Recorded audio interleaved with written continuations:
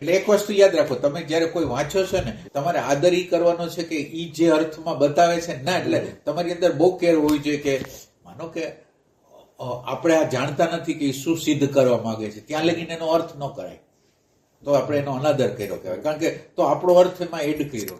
બહુ બહુ બહુ નમ્રતાથી, કોમળતાથી આ જયારે એક શબ્દ બોલે ને, આપણને ખબર નથી કે શું કહેવા માંગે, તો એને અંદર ઇન્ટરપ્રિટેશન કરવાનું જ નહીં.